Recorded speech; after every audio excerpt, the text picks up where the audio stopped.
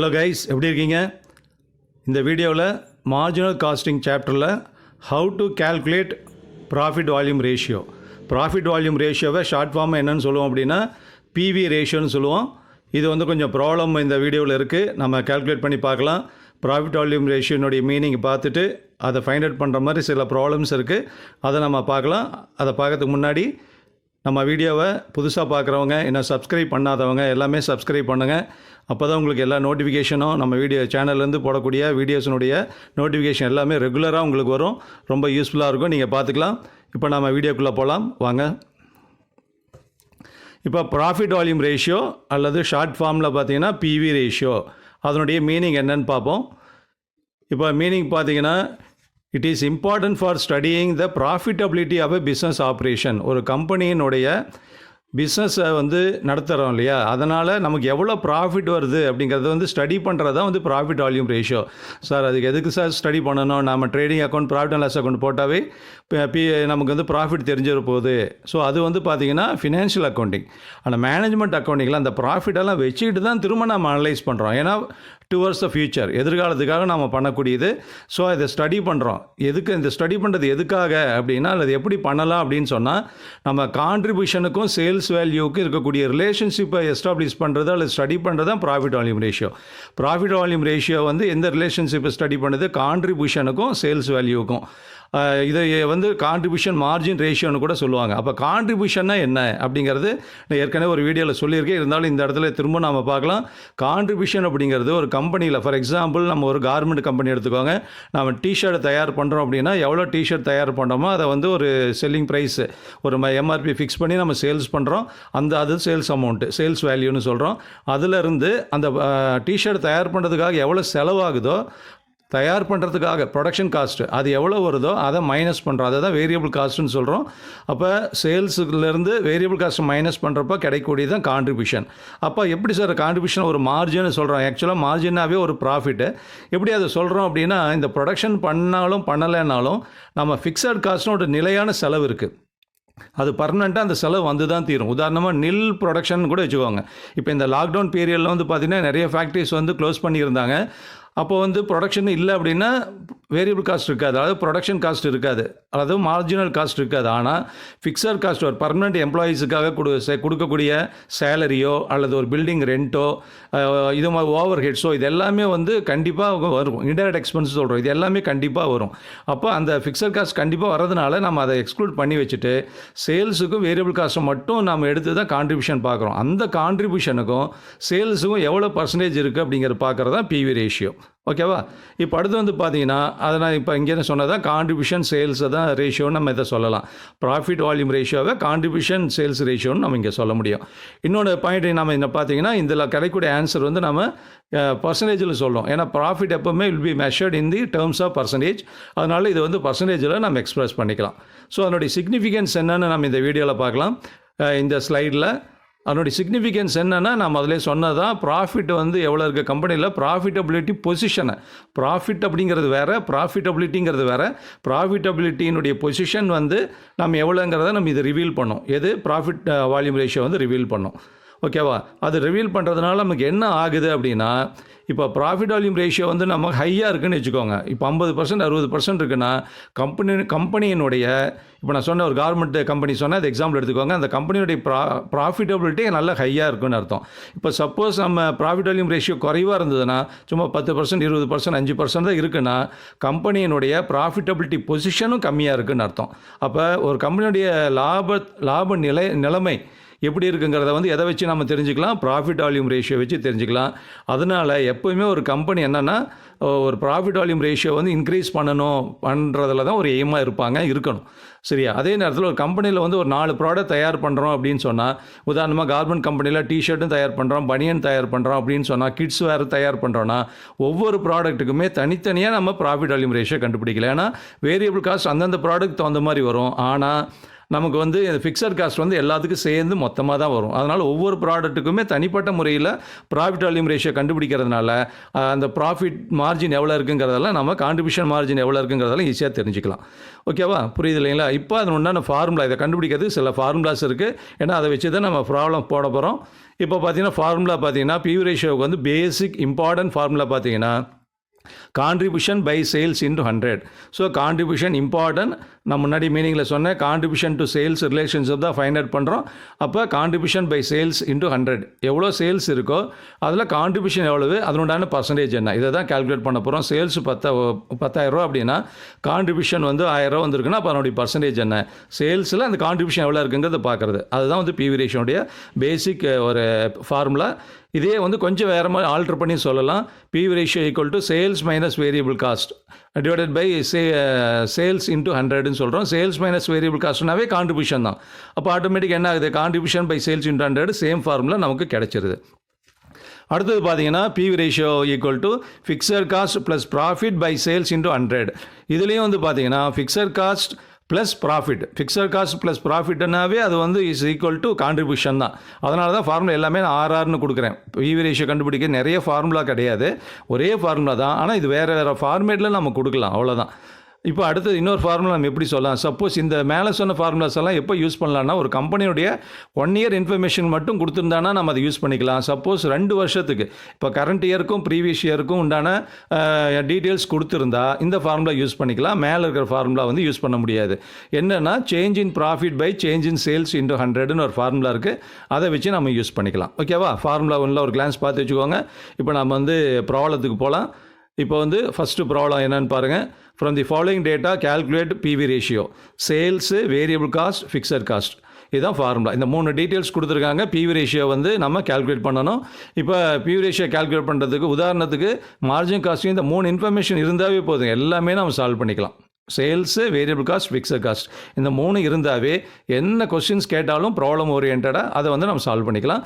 இப்போ PV ratio வந்து calculate பண்ண சொல்கிறாங்க. நான் ஃபார்முலா ஏற்கனவே கொடுத்துருக்கோம், அதை இப்போ நம்ம பார்க்கலாம். இப்போ ஃபார்முலா பாருங்கள்.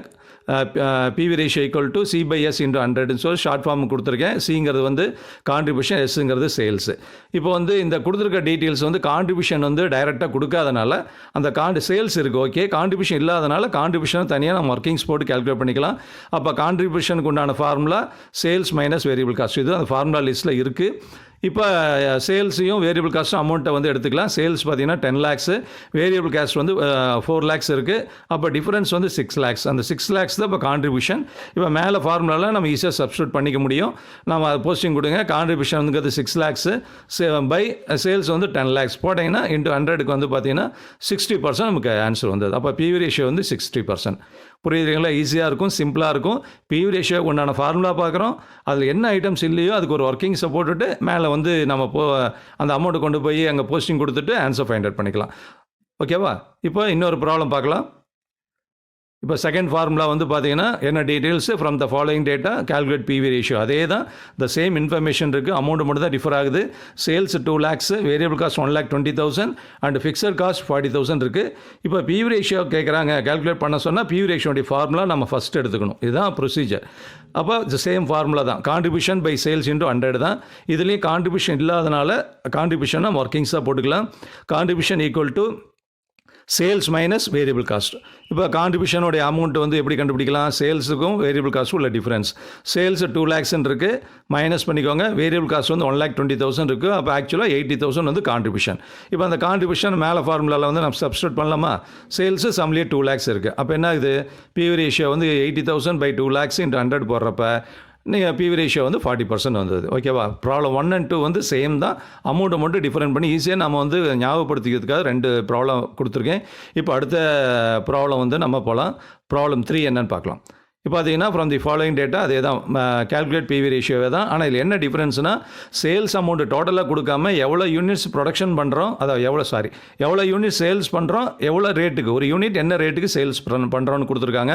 அதாவது selling price per unit 10 rupees, total unit sold வந்து 10,000 units. அவர் வேரியபிள் காஸ்ட்டும் டோட்டல் அமௌண்ட்டாக கொடுக்கல, 6 rupees பர் யூனிட்னு கொடுத்துருக்காங்க. ஃபிக்ஸட் காஸ்ட்டு டோட்டல், எப்போவுமே டோட்டலாக தான் கொடுப்பாங்க, அது டோட்டலாக இருக்குது. இப்போ பர் யூனிட் வந்து சேல்ஸும் வேரியபிள் காஸ்ட் கொடுக்கறனால ஜஸ்ட் நம்ம ஃபார்முலா கூட லைட்டாக நம்ம சேஞ்ச் பண்ணிக்கலாம்.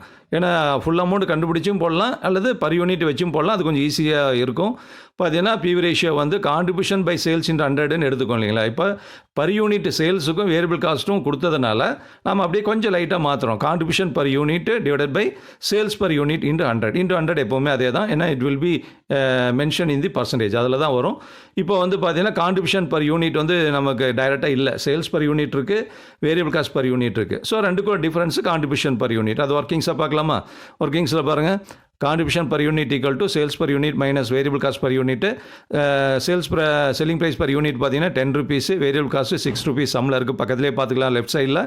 ரெண்டுக்குள்ள டிஃப்ரென்ஸு 4 rupees. அதுதான் கான்ட்ரிபியூஷன் பர் யூனிட். இப்போ அதை மேலே எடுத்துக்கலாம், போஸ்டிங் கொடுக்கலாம். டிவைடட் பை, அதாவது 4 divided by selling price per unit 10 rupees. அப்போ 10ஆல் டிவைட் பண்ணிட்டு 100ஆல் மல்டிப்ளை பண்ணிக்கலாம்.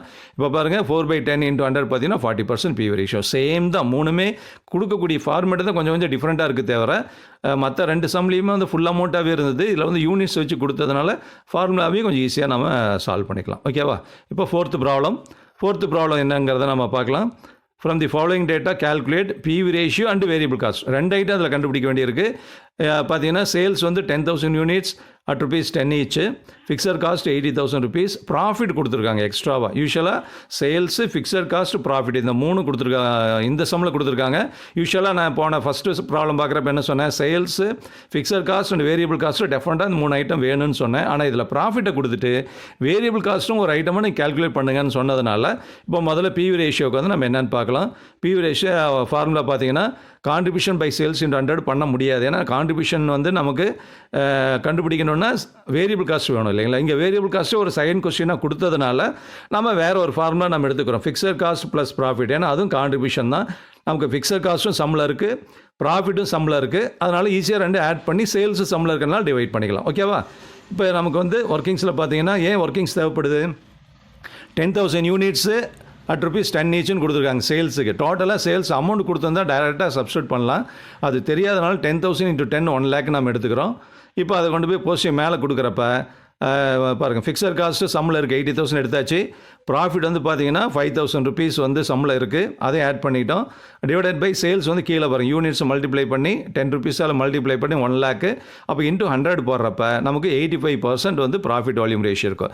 நல்ல ஹை பர்சன்டேஜ் இருக்கனால கம்பெனியுடைய ப்ராஃபிட்டபிலிட்டி பொசிஷனும் நல்லா இருக்குங்கிறதா இது வந்து ரிவீல் பண்ணுது. ஓகேவா?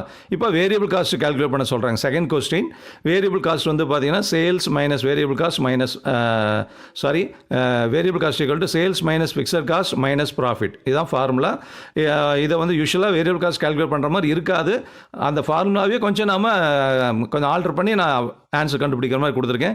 சேல்ஸ் சப்போஸ் அஃப்கோர்ஸ் 1 lakh தான், ஃபிக்ஸட் காஸ்ட் சம்மில் இருக்குது 80,000, ப்ராஃபிட்டும் சம்மில் இருக்குது 5,000. அப்போ 1 lakh மைனஸ் 80,000 மைனஸ் 5,000 போடுறப்ப 15,000 rupees நமக்கு வந்து வேரியபிள் காஸ்ட் கிடச்சிருது. ஸோ மற்ற 3 சம்லையுமே பிவி ரேஷியோ மட்டும் கால்குலேட் பண்ணுற மாதிரி. ஆனால் எந்த அமௌண்ட்டு நமக்கு டைரெக்டாக சம்மில் கொடுக்கலையோ அதை ஒர்க்கிங்ஸாக போட்டு பார்த்தோம். இப்போ வந்து பார்த்தீங்கன்னா நமக்கு வந்து இதில் வேரியபிள் காஸ்ட் எக்ஸ்ட்ராவாக ஒரு கால்குலேட் பண்ண சொன்னதுனால கொஞ்சம் வேரியபிள் காஸ்ட்டு எக்ஸ்ட்ராவாக செகண்ட் கொஸ்டின் வந்திருக்கு. ஓகேவா? இப்போ ஃபிஃப்த் கொஸ்டின், லாஸ்ட் கொஸ்டின் ஒன்று பார்ப்போம். ப்ராப்ளம் பார்த்தீங்கன்னா பாருங்கள், ஃப்ரம் தி ஃபாலோயிங் டேட்டா, ரொம்ப இம்பார்ட்டன்ட். இது மாதிரி கொஸ்டின்ஸ் கண்டிப்பாக வரும். கால்குலேட் பிவி ரேஷியோ மட்டும்தான் இதுலேயும் கால்குலேட் பண்ண சொல்கிறாங்க. ஆனால் பீரியட் 1 பீரியட் 2ன்னு 2 பீரியட் கொடுத்துருக்காங்க. ஃபஸ்ட்டு பீரியடுக்கும் சேல்ஸும் ப்ராஃபிட் இருக்குது, செகண்ட் பீரியடுக்கும் சேல்ஸும் ப்ராஃபிட் இருக்குது. ஃபார்முலா லிஸ்ட்டில் பார்த்து ஞாபகம் இருக்குங்களா, 2 periods 2 years அப்படின்னு கொடுத்துருந்தாங்கன்னா அப்போ பிவி ரேஷியோ கால்குலேட் பண்ணுறது ஃபார்முலாவே மாறிடும்னு சொன்னேன். இப்போ அந்த ஃபார்முலா வச்சு தான் இங்கே சால்வ் பண்ண போகிறோம். பிவி ரேஷியோ ஃபார்முலா வந்துருச்சு பாருங்கள், change in profit by change in sales into 100. ஏன்னா சேல்ஸும் ப்ராஃபிட் மட்டும்தான் இருக்குது, ஃபிக்ஸட் காஸ்ட்டோ வேரியபிள் காஸ்ட்டோ இல்லாதனால 2 periods வேறு கொடுத்ததுனால ரெண்டுக்குள்ளே சேஞ்சுங்கிறது difference in profit divided by difference in சேல்ஸ்னு அர்த்தம். ஓகேவா? இப்போ சேஞ்ச் இன் ப்ராஃபிட் பாருங்கள், first year profit 20,000, second year profit 25,000. அப்போ ரெண்டுக்குள்ளே சேஞ்ச் எவ்வளோ சேஞ்ச் ஆயிருக்குன்னா 5,000. ஸோ ஃபஸ்ட் இயரில் 20, செகண்ட் இயரில் 25னா 5,000 வந்து இன்க்ரீஸ் ஆயிருக்கு. அப்போ ப்ளஸ்ஸாக மைனஸ் அதெல்லாம் எடுத்துக்க வேண்டியதில்லை. 2 year ப்ராஃபிட்டுக்கும் அல்லது 2 period ப்ராஃபிட்டுக்கும் உண்டான டிஃப்ரென்ஸ் மட்டும் எடுத்தால் போதும். அதே மாதிரி தான் சேல்ஸுக்கும் டிஃப்ரென்ஸ் இன் சேல்ஸ் பார்த்தீங்கன்னா சேல்ஸ் 1 lakh ஃபஸ்ட் பீரியடில், செகண்ட் பீரியட் 1,50,000. அப்போ 50,000 வந்து சேஞ்ச் இன் சேல்ஸ். இப்போ பாருங்கள், இங்கே பார்க்கலாம் 25,000 மைனஸ் 20,000 சேஞ்ச் இன் சேல்ஸ் பார்த்தீங்கன்னா 1,50,000 50,000 minus 1 lakh, அப்போ பார்த்தீங்கன்னா 5,000 by 50,000 100 போடுறோம். அப்போ ஈஸியாக சால்வ் பண்ணால் பிவி ரேஷியோ 10%. இப்போ ஃபோர்த் சம்மில் பார்க்குறதுக்கு பார்த்தீங்கன்னா 85% பிவி ரேஷியோ வந்தது. அது கம்பேர் பண்ணி பார்க்குறப்போ இந்த சம்மில் பார்த்தீங்கன்னா பிவி ரேஷியோ 10% வருது. ஓகேவா? So problem wise okay. ஆனால் என்ன ரிசல்ட் வந்தாலும் நம்ம என்ன பண்ணோம்னா அதுக்கு உண்டான சிக்னிஃபிகன்ஸ் பார்க்கணும், அதுக்கு உண்டான ரீசன்ஸை ஃபைண்ட் அவுட் பண்ணணும். ஏன் வந்து நமக்கு 10% அப்போ பிவி ரேஷியோ ரொம்ப கம்மியாக இருக்குது அப்படிங்கிறதெல்லாம் இது தியரிட்டிக்கலாக பார்க்கக்கூடிய ஒரு இன்ஃபர்மேஷன். ஸோ இந்த 5 ப்ராப்ளம்ஸ் மூலமாக நமக்கு வந்து பிவி ரேஷியோ ஓரளவுக்கு உங்களுக்கு வந்து ஈஸியாக புரிஞ்சிருக்குன்னு நினைக்கிறேன். திரும்ப நீங்கள் ஒன்ஸ் அகேன் நீங்கள் வந்து பிவி ரேஷியோ வந்து நீங்கள் இந்த வீடியோஸ் வந்து திரும்ப நீங்கள் எடுத்து பார்க்கலாம். ஓகேவா? ரொம்ப யூஸ்ஃபுல்லாக இருக்கும். உங்களுக்கு பிடிச்சிருக்கும் கண்டிப்பாக. ப்ராப்ளம் வந்து படித்தவங்க எல்லாத்துக்குமே வந்து இல்லை இப்போ தான் பிவி ரேஷியோ நம்ம தெரிஞ்சுக்க போகிறவங்களுக்கும் ரொம்ப யூஸ்ஃபுல்லாக இருக்கும். அதனால் உங்கள் தெரிஞ்சவங்களுக்கெல்லாம் ஷேர் பண்ணுங்கள். உங்கள் கமெண்ட்ஸை வந்து கண்டிப்பாக சேனலில் கொடுங்க. இல்லை வேறு எது மாதிரியான டாபிக் வந்து நம்ம வீடியோவாக போடணும்னு இருந்தாலும் நீங்கள் உங்களுக்கு வில்லிங்னஸ் இருந்தாலும் அதையும் வந்து இதில் உங்கள் கமெண்ட்ஸில் மெயின்டைன் பண்ணுங்கள். உங்கள் கமெண்ட்ஸில் வந்து மென்ஷன் பண்ணுங்கள். நம்ம இன்னொரு வீடியோவில் நம்ம பார்க்கலாம். Thank you very much. ஜெய்ஹிந்த்.